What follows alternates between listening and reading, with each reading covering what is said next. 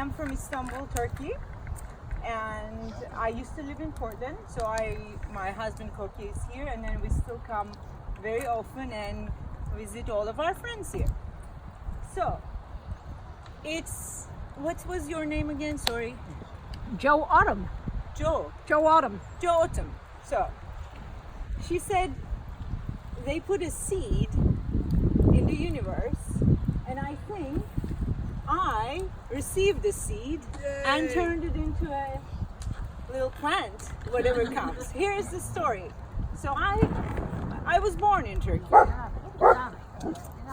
and I grew up in Istanbul. And Istanbul is like a city that you can compare to Manhattan. So nothing of this. Bigger. Bigger than Manhattan. We have 17 million people living all together. Then, as children, we grew up in apartment buildings. And, like every other country in the world, we were close to our own culture. So I didn't hear about the Woodstock. I didn't hear about the 60s being anything other than not even that. Anyway, so I was 14. Nothing about the 60s. Except maybe something happened in Paris, but that's all. Anyway, so I'm 14 years old. It's 1988. We have a very beautiful Istanbul music festival, international music festival. And my mom is really into culture, and I have to be into culture and arts. And she comes to my room, she says, listen to this cassette. Tomorrow we're going to this woman's concert. So I want you to be prepared for the concert. I said, oh my God, another concert. Okay. I'm 14, right? It's summertime, and again, we're stuck in the buildings, summer vacation. So I put the cassette in and went to bed. And then this amazing voice filled the room. This woman, this female singer, I never forget the first song I heard from her. Actually, it wasn't her song, but it was a Simon and Garfunkel song, which was, how do you sing it? Oh, I'm just a poor boy, so I'm this for a pocket full mumbles such a promises. So there's this woman, and I said, who is this? I got out of the bed and I looked at the name. The name says Joan Baez. And I was like, wow. And then she went on and on. The next night we were at the concert. The concert was in an open air theater, full moon, July 14th. I never forget the day. July 14, 1988, Saturday, open air, like amphitheater, and there was 7,000 people in the concert, like all Turkish people, and there were Joan Baez alone with a guitar, that's all.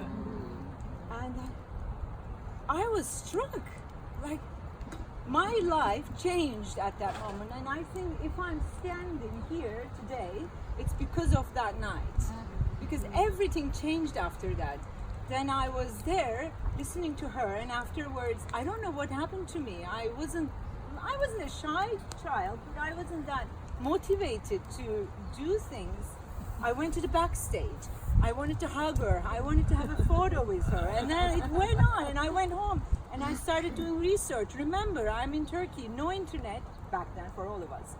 But also nothing to read, like only newspapers. And then I found out about the 60s in the United States, the Woodstock, the movements, the students, and hippies, and everything was so new to me. So you guys were in it, or you grew up with hearing about it. It was like a whole new, and then I went into depression. And I looked around and I said, shit, I missed the party. I missed the party. Everything happened. And then I wrote a letter to Joan Baez. Because now I'm thinking it was only 88. 88 was just only 19 years after Woodstock. 19 years ago was only 2003 when you think today. So it was such a short time, but for me, it was like ages ago, and the parties missed very badly. So I wrote a letter. I said, Dear Joan Baez, oh, I'm a big fan, and then I'm so sorry I missed the entire thing. There's nothing to do in the world. Nothing. And then I painted an amazing picture painting. I did something, I don't remember. And then I sent a letter. I found the address because I was really obsessive. So I found the address. The address is somewhere in California. My letter goes from Istanbul all the way to California, and she receives it. And maybe months later, so I had no hope, but months later after school I come home. This must be like, you know, the school's open and everything. So coming home Friday night in my uniform, like pressed the elevator, and now I had this school friend, we were taking the same school bus. She said, "There's a letter for you here."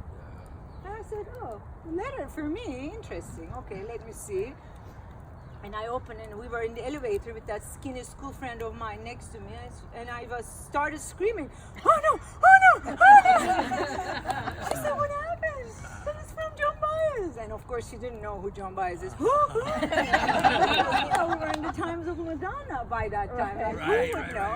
Like, not a 15-year-old skinny girl next to me said, "It's from Joan Baez." So I went home, and then I read the letter, and the letter was written really by her handwriting, everything. And she said, "Nothing is finished. You know, there is so much work to do in the world." And I still carry that letter with me because it always reminds me. And she says, "You know, you sound like you're a," what was the word? Back then I didn't understand, of course. I needed a dictionary to understand what she was saying. So me reading with a dictionary. But she says, "It sounds like, from your letter I understand that you're a very high-spirited person. So I hope you continue this for your entire life. If you believe in yourself, you can do anything you want. And the world needs people like you." And this letter, I carry it in my passport. So like that, wherever I go, it's with me. It's John's letter. And so I think that seed you guys put in there in the world reached to all of us, everywhere in the world. And then I was thinking, as you were talking about the children in the southern border, and of course my mind goes to the southern border of my country, where we have the Syrian children, again waiting at the border to be admitted, first into Turkey, and then from Turkey, with all the adventures, if they can make it, to European Union.